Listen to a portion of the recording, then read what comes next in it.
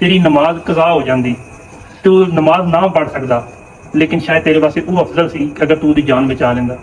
तुसी मरे यजीद नूं ते गालियां कढ़दे हो, तुसी सबीलां भी लांदे हो, लेकिन करबला हुणे जिहदे विच यजीद जिंदा है, लेकिन तुसी जिहड़ा वे ओहदे सामने बोल नहीं सकदे, आवाज़ नहीं बुलंद कर सकदे। तो इमरान है कल जो आए सन अलामा साहब साढ़े को उन्हें सानू दुनियावी नसीहतां कीतियां ने, पर ਜਿਹੜੇ ਮਹੀਨੇ ਦੀ ਨਿਸਬਤ ਨਾਲ ਆਏ ਸਨ ਸਾਡੇ ਕੋਲ ਜਿਹੜਾ ਅਸਾਂ ਮਲਾਦ ਕਰਾਇਆ ਸੀ ਉਹਦੇ ਬਾਰੇ ਚ ਸਾਨੂੰ ਸਰਕਾਰ ਦੀ ਆਮਦ ਦੀ ਜਾਂ ਸਰਕਾਰ ਦੀ ਵਲਾਦਤ ਉਹਦੇ ਬਾਰੇ ਚ ਕੋਈ ਗੱਲ ਨਹੀਂ ਦੱਸੀ। ਉਹਦੇ ਬਾਰੇ ਤੁਸੀਂ ਕੀ ਕਹਿਣਾ ਚਾਹੁੰਦੇ ਜੀ? ਕੱਲ ਵਾਕਈ ਜੀ ਡਾਕਟਰ ਸੁਲਮਾਨ ਮਿਸਬਾਹੀ ਸਾਹਿਬ ਆਏ ਸਨ ਤੇ ਅਸੀਂ ਤਕਰੀਬਨ 10-15 ਦਿਨ ਤੋਂ ਬਕਾਇਦਾ ਤੌਰ ਤੇ ਇਹਦੇ ਤੇ ਅਸੀਂ ਤਿਆਰੀ ਕਰ ਰਹੇ ਸਾਂ ਕਿ ਹਾਂ ਬਈ ਯਾਨੀ ਕਿ ਉਹ ਆ ਰਹੇ ਨੇ ਇੱਕ ਦੀਨ ਦੇ ਬਾਰੇ ਚ 12 ਰਬੀਉਲ ਅਵਲ ਦੇ ਹਿਸਾਬ ਦੇ ਨਾਲ ਇੱਕ ਤਕਰੀਰ ਕਰਨ ਦੇ। ਮੈਂ ਗੱਲ ਕਰਨ ਸ਼ੁਰੂ ਕਰਨੇ ਤੋਂ ਪਹਿਲਾਂ ਤੁਹਾਨੂੰ ਇੱਕ ਗੱਲ ਸੁਣਾਉਣਾ ਚਾਹਾਂਗਾ। ਇੱਕ ਬੰਦਾ ਸੀ ਤੇ ਉਹ ਜਾ ਰਿਹਾ ਸੀ ਨਮਾਜ਼ ਪੜ੍ਹਨੇ ਵਾਸਤੇ, ਤੇ ਰਸਤੇ 'ਚ ਨਾ ਇੱਕ ਮਾਈ ਜਿਹੜੀ ਹੈ ਨਾ ਉਹ ਕੋਈ ਪਾਣੀ ਨਾਲ ਘਬਰਾਈ, ਗਰਮੀ ਦੀ ਵਜ੍ਹਾ ਤੋਂ ਨਾ ਬੇਹੋਸ਼ ਪਈ ਨਾ ਜਿਹੜੀ ਬੈਠੀ ਸੀ। ਉਹ ਬੰਦੇ ਵੇਖਿਆ ਉਹਨੇ ਮੇਰੀ ਜਮਾਤ ਦਾ ਟਾਈਮ ਜਾਂਦਾ ਪਿਆ ਤੇ ਮੇਰੀ ਜਮਾਤ ਜ਼ਾਇਆ ਹੋ ਜਾਣੀ ਹੈ ਤੇ ਮੈਨੂੰ 40 ਨਮਾਜ਼ਾਂ ਦਾ ਜਿਹੜਾ ਸਵਾਬ ਲੱਭਣਾ ਉਹ ਜ਼ਾਇਆ ਹੋ ਜਾਣਾ, ਤੇ ਮੈਂ ਜਲਦੀ ਮਸਜਿਦ 'ਚ ਪਹੁੰਚਣਾ।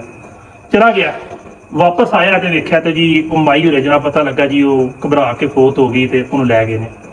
ਘਰ ਆ ਕੇ ਬੇਗਮ ਨੂੰ ਆਂਦਾ ਕਿ ਮੈਂ ਨਾ ਅੱਜ ਜਿਹੜਾ ਨਾ ਇੱਕ ਬੜਾ ਚੰਗਾ ਕੰਮ ਕੀਤਾ, ਅੱਜ ਮੈਂ ਨਾ ਆਪਣੇ ਅੱਲਾਹ ਦੀ ਮੁਹੱਬਤ ਦੇ ਵਿੱਚ ਮਸਜਿਦ ਚਲਾ ਗਿਆ, 40 ਨਮਾਜ਼ਾਂ ਜਿਹੜੀ ਵਾਸਤੇ ਸਵਾਬ ਵਾਸਤੇ ਇੱਕ ਮਾਈ ਸੀ ਰਾਜ ਵਿੱਚ ਇੰਨਾ ਮਾਮਲਾ ਬਣ ਗਿਆ ਮੇਰੇ ਨਾਲ। ਉਹਦੀ ਬੇਗਮ ਨਹੀਂ ਸੀ, ਉਹ ਕੋਈ ਪੜ੍ਹੀ ਸੀ ਦੀਨ ਦੇ ਬਾਰੇ 'ਚ, ਉਹਨੇ ਹੈ ਕਾਸ਼ ਤੂੰ ਉਸ ਮਾਈ ਨੂੰ ਤੂੰ ਪਾਣੀ ਪਿਆ ਦਿੰਦਾ, ਉਹਨੂੰ ਮਾਈ ਨੂੰ ਲੈ ਕੇ ਕਿਤੇ ਹਸਪੀਟਲ ਟੁਰ ਜਾਂਦਾ, ਤੇਰੀ ਨਮਾਜ਼ ਕਜ਼ਾ ਹੋ ਜਾਂਦੀ, ਤੂੰ ਨਮਾਜ਼ ਨਾ ਪੜ੍ਹ ਸਕਦਾ, ਲੇਕਿਨ ਸ਼ਾਇਦ ਤੇਰੇ ਵਾਸਤੇ ਉਹ ਅਫਜ਼ਲ ਸੀ ਕਿ ਅਗਰ ਤੂੰ ਉਹਦੀ ਜਾਨ ਬਚਾ ਲੈਂਦਾ। ਕੱਲ ਡਾਕਟਰ ਸੁਲਮਾਨ ਮਿਸਬਾਹੀ ਸਾਹਿਬ ਆਏ ਸਨ, ਆ ਕੇ ਉਹਨਾਂ ਨੇ ਗੱਲ ਕੀਤੀ ਹੈ, ਜ਼ਿਆਦਾ ਦੁਨਿਆਵੀ ਮਸਾਇਲ ਦੇ ਬਾਰੇ ਗੱਲ ਕੀਤੀ ਹੈ, ਦੀਨ ਦੇ ਬਾਰੇ 'ਚ ਕਿ ਰੋਜ਼ਾ, ਨਮਾਜ਼, ਜ਼ਕਾਤ। ਹਰ ਇੱਕ ਬੰਦਾ ਜਿਹੜਾ ਬਕਾਇਦਾ ਤੌਰ ਤੇ ਆਉਂਦਾ ਹੈ ਨਾ ਕੋਈ ਵੀ ਕਿਸੇ ਮਹਿਫਲ ਦੇ ਵਿੱਚ, ਉਹਨੂੰ ਪਤਾ ਹੁੰਦਾ ਹੈ ਕਿਸੇ ਸ਼ਾਦੀ 'ਚ ਹੈ ਤੇ ਪਤਾ ਕਿਸੇ ਦੀ ਸ਼ਾਦੀ ਹੈ। ਇਸ ਲਈ ਕੋਈ ਬੰਦਾ ਵੀ ਜਿਸ ਟਾਈਮ ਕਿਸੇ ਮਹਿਫਲ 'ਚ ਜਾਂਦਾ ਹੈ ਨਾ ਤੇ ਉਹਨੂੰ ਪਤਾ ਹੁੰਦਾ ਹੈ ਕਿ ਇਹ ਮਹਿਫਲ ਕਿਸ ਤਰ੍ਹਾਂ ਦੀ ਹੈ, ਇਹਦੇ ਵਿੱਚ ਡਾਂਸ ਹੋਣਾ, ਇਹਦੇ ਵਿੱਚ ਮੁਜਰਾ ਹੋਣਾ ਹੈ, ਇਹਦੇ ਵਿੱਚ ਇਸਲਾਮ ਦੀਆਂ ਗੱਲਾਂ ਹੋਣੀਆਂ ਨੇ, ਇਹਦੇ ਵਿੱਚ ਦੀਨ ਦੀਆਂ ਗੱਲਾਂ ਹੋਣੀਆਂ ਨੇ, ਜਾਂ ਇਹਦੇ ਵਿੱਚ ਕੋਈ ਤਕਰੀਰੀ ਮੁਕਾਬਲਾ ਹੋਣਾ ਹੈ। ਹਰ ਇੱਕ ਬੰਦਾ ਦੀਨੀ ਲਿਹਾਜ਼ ਦੇ ਨਾਲ ਇੱਥੇ ਆਇਆ ਸੀ।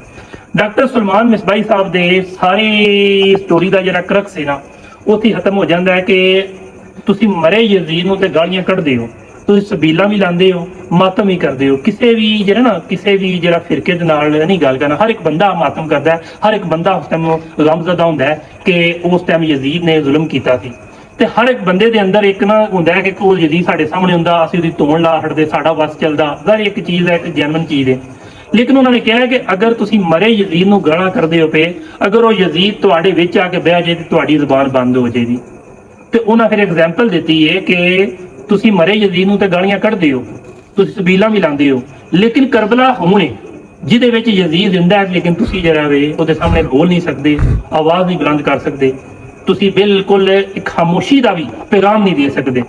ਉਹਨਾਂ ਨੇ ਕੱਲ ਤਕਰੀਰ ਦਾ ਮਕਸਦ ਉਹੀ औरत वाला वे कि दर्द दिल के वास्ते पैदा किया इंसान को, वरना कुछ कम ना थे इबादत के लिए करो बयां। मैं नाल ही ਤੁਹਾਨੂੰ ਇੱਕ ਹੋਰ ਵੀ ਗੱਲ ਕੋਟ ਕਰ ਦਿਆਂ। ਮੈਂ ਆਪਣੇ ਇੱਕ ਨਾ ਪਿੰਡ ਗਿਆ ਸਾਂ ਤੇ ਉੱਥੇ ਨਾ ਕੋਈ ਬੰਦੇ 10-15 ਆਲਰੇਡੀ ਬੈਠੇ ਸਨ, ਆਪਣੇ ਦੋਸਤ ਨੂੰ ਮਿਲਣ ਗਏ ਆ। ਉੱਥੇ ਗੱਲ ਹੋ ਰਹੀ ਕਿ ਇੱਕ ਘਰ ਹੈ ਤੇ ਜਨਾਬ ਉੱਥੇ ਔਰਤਾਂ ਜਿਹੜੀਆਂ ਨੇ ਉਹਨਾਂ ਕੋਲ ਕੋਈ ਮਰਦ ਹੁੰਦੇ ਨੇ, ਇੰਝ ਗੱਲ ਕਰ ਰਹੇ ਤੇ ਉਹਨਾਂ ਦੇ ਜਾ ਕੇ ਠਾਕਣਾ ਵੇ, ਉਹ ਲੜਕਿਆਂ ਨੂੰ ਫੜਨਾ ਹੈ। ਉਹ ਇੱਕ ਵਿੱਚ ਬਜ਼ੁਰਗ ਬੈਠੇ ਆ ਤੇ ਉਹਨੇ ਉਹਨੂੰ ਐਗਜ਼ਾਮਪਲ ਦਿੱਤੀ ਕਿ ਅਗਰ ਤੁਸੀਂ ਉਹਦੇ ਘਰ ਜਾਂਦੇ ਹੋ, ਉਹ ਘਰ ਕੋਈ ਜਾਂਦਾ ਜਾਣਬੁੱਝ ਤੇ ਨਹੀਂ ਕਰਦਾ, ਕੁਝ ਬੰਦੇ ਹੁੰਦੇ ਨੇ, ਲੇਕਿਨ ਇਹ ਹੈ ਕਿ ਅਗਰ ਤੁਹਾਡੇ ਘਰ ਤੁਸੀਂ ਜਾਂਦੇ ਹੋ, ਉਹ ਤੁਹਾਡੀ ਗੱਲ ਮੰਨ ਲੈਂਦੀ ਹੈ ਔਰਤ, ਤੇ ਨਾਲ ਹੀ ਤੁਹਾਨੂੰ ਆਪਣੇ ਬਿਜਲੀ ਦਾ ਬਿੱਲ ਦੇ ਦਿੰਦੀ ਹੈ, ਤੇ ਨਾਲ ਰਾਸ਼ਨ ਦਾ ਦੇ ਹਟਦੀ ਹੈ ਕਿ ਮੇਰਾ ਰਾਸ਼ਨ ਪੂਰਾ ਕਰ ਦਿਓ, ਤੇ ਤੁਸੀਂ ਕਰ ਲਓ। ਦੇ ਸਾਰੇ ਬੰਦੇ ਜਿਹੜੇ ਨੇ ਉੱਥੇ ਰੁਕ ਗਏ। ਡਾਕਟਰ ਸੁਲਮਾਨ ਮਿਸਬਾਹੀ ਸਾਹਿਬ ਕੱਲ ਆਏ ਸਨ, ਉਹਨਾਂ ਇਹ ਗੱਲ ਕੀਤੀ ਹੈ ਕਿ ਅਸੀਂ ਸਬੀਲ ਵੀ ਲਾਉਂਦੇ ਹਾਂ, ਰਾਸ਼ਨ ਵੀ ਲਾਉਂਦੇ ਹਾਂ, ਲੇਕਿਨ ਅੱਜ ਕੱਲ ਅਸੀਂ ਉਹਨੂੰ ਇੱਕ ਕਲਚਰ ਬਣਾ ਲਿਆ, ਇੱਕ ਟ੍ਰੈਡੀਸ਼ਨ ਬਣਾ ਲਈ ਹੈ ਕਿ ਜਿਹੜੀ ਕਿ ਸਾਲਾਂ ਤੋਂ ਚੱਲਦੀ ਆ ਰਹੀ ਹੈ। ਲੇਕਿਨ ਅਸੀਂ ਭੁੱਲ ਗਏ ਹਾਂ ਕਿ ਅੱਜ ਕੱਲ ਦੇ ਮਹਿੰਗਾਈ ਦੇ ਦੌਰ ਦੇ ਵਿੱਚ ਸਾਡੇ ਹਮਸਾਏ ਦੇ ਵਿੱਚ ਲੋਕਾਂ ਦੇ ਘਰ ਰਾਸ਼ਨ ਕੋ ਨਹੀਂ, ਲੋਕ ਬਿਜਲੀ ਦਾ ਬਿੱਲ ਨਹੀਂ ਤਾਰ ਸਕਦੇ। ਜਿਸ ਤਰ੍ਹਾਂ ਦੇ ਹਾਲਾਤ ਜਾ ਰਹੇ ਨੇ ਨਾ ਇਸ ਟਾਈਮ, ਮੌਲਵੀ ਹਜ਼ਰਾਤ ਇਸ ਚੀਜ਼ ਤੇ ਅਗਰ ਉਹਨਾਂ ਬਿਆਨ ਕੀਤਾ ਵੇ ਤੇ ਉਹ ਬਿਹਤਰੀਨ